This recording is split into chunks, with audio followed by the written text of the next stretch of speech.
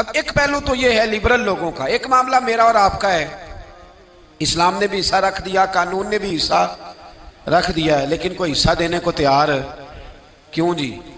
अल्लाह ने रखा नहीं है बेटी का हिस्सा, बेटी हकदार नहीं, तो हिस्सा सिर्फ उसका नहीं है जिसकी 1.5 मुरब्बा जमीन है, जिसका 5 मरले का मकान है, उसकी बेटी का भी हिस्सा बनता है, उसकी बेटी का भी हिस्सा। ये गौर से सुने बात, हमारे यहाँ बहुत बड़ा इसको ताना समझा जाने लगा है कि बेटी हिस्सा लेने आ गई, बहन ने मुतालबा कर दिया कि मेरा हिस्सा दो, फूफी ने हिस्सा मांग लिया, ये कैसी बात हो गई?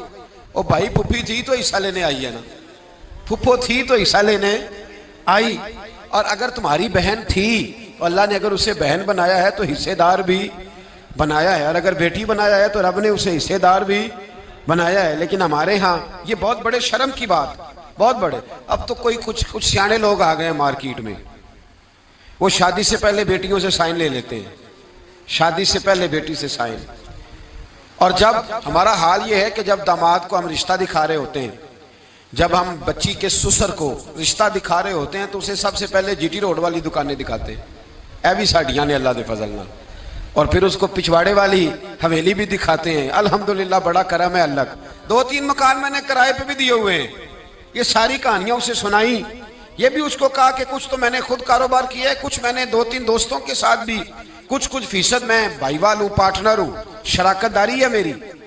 ये सारी कहानियां क्यों सुनाई आपने? फिर आप कहते हैं दामाद लालची हो गया है, फिर आप कहते हैं देखो जी बेटी का ससुर जो है वो मांग रहा है। तो ये दास्तानें किसने सुनाई थी, ये बातें किसने छेड़ी थी? तो भाई पहले छेड़ते हो, पहले उसे दावत देते हो कि आ बैल मुझे मार, और जब तुमने ये चीजें दिखा के रिश्ता कराया था, अब क्यों करके कहते हो कि वो मुतालबा ना करे? और बेटियों से पहले साइन ले लिए हैं, और अगर बेटी बेचारी आती नहीं क्योंकि पहले दिन, और अगर आप नाराज ना हो तो इस सब के अंदर उलझ बेचारी बेटी जाती है। क्योंकि जब हमने रिश्ता दिखाया था तो हमने दामाद को कहा था कि ये मकान भी, ये जायदाद भी, ये सारा कुछ मेरा ही है। 4 भाई जो आपस में मिलके कभी एक दिन भी रोटी नहीं खाते, और जब रिश्ता देखने वाला आता है तो कहते जी इकट्ठे हैं जी, अल्लाह के फजल से कारोबार इकट्ठा ही है, हालांकि कभी इकट्ठे बैठ कर रोटी नहीं खाई इल्ला माशाअल्लाह। ये सारी कहानियां सुना दी, बड़े भाई का कारोबार भी दिखा दिया, छोटे की दुकान भी दिखा दी। अब वो बेटी को तो नहीं पता कि मेरा अब्बा ये काम कर रहा है, और दामाद को और उसके वालिद को ये सारे लालच पहले से दे दिए। अब वो चूंकि लालच से उसने शादी की थी, शादी के कुछ अरसे के बाद उसने कहा चल ला फिर अपने अब्बे से एक दुकान।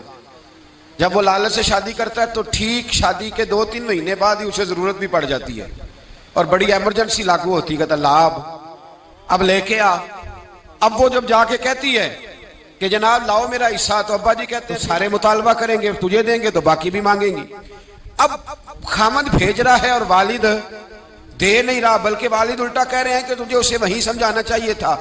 तो बताइए इस सारे मामले में नुकसान किसका हुआ? बोलिए।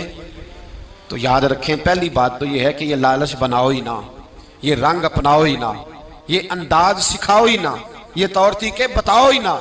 आप यकीन करें 1-2 मामलात में रिश्ते कराने वालों से मुलाकात हुई, कुछ बच्चों के रिश्ते करने थे, तो बाद रिश्ते कराने वालों से गुफ्तगू हुई, तो वो रिश्ते का बताते ही कहते हैं जी एक रिश्ता है एक बच्ची का, उसके घर वाले कहते हैं हमने कार भी देनी है। तो मैं फौरन कहता हूं कि रिश्ता तो अभी देखा ही नहीं, तो कार का पैगाम तुमने पहले सुना दिया है।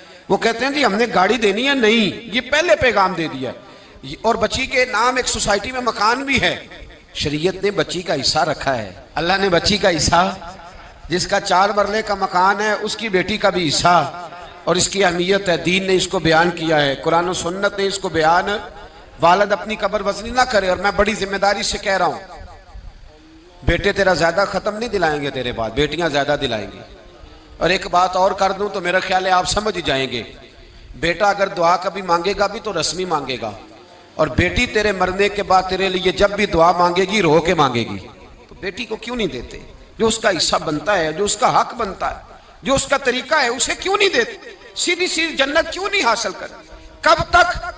पहले जमाने में, मैं सख्त बात करने लगा हूं पर मेरी मजबूरी है, पहले जमाने के बाप बेटियां दफन कर देते थे, आज का बाप बेटी का हिस्सा दफन कर देता है, बेटी से पैसे छुपा के रखता है, वो बेटी से जायदाद छुपा के रखता है, वो खर्चे बताता है। तू बता, वो बेटी दफन करता था, तू उसका हिस्सा दफन करता है। इसका मतलब यह है कि कहीं ना कहीं तो उन लोगों से मुमासलत कर रहा है, माज़अल्लाह।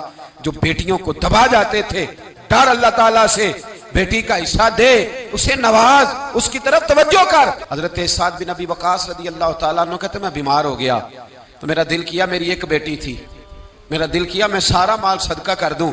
मैंने महबूब की बारगाह में अर्ज की, हुजूर मेरी एक ही बेटी है, दिल करता है सारा सदका कर दूं। तो महबूब फरमाने लगे अपनी बेटी को दे, ऐसे ना हो तेरी बेटी बाद में लोगों के हाथ देखती फिरे, इसे दे, बेटी को नवाज, बेटी को दिया कर। बेटियां, और मेरी राय यह है कि जो माल बेटियों पे खर्च होता है ना, असल काम ही वो माल आता है। बीवी को जो ईद देते हो, बीवी नहीं दिखाती पड़ोसन को, वो कोई नहीं दिखाती। जो ईद बीवी को देते हो वो नहीं दिखाती, कहती तूने कोई एहसान किया है, सारा जमाना ही देता है। लेकिन बहन को जो ईदी मिलती है, बहन पड़ोसन को दिखाती है।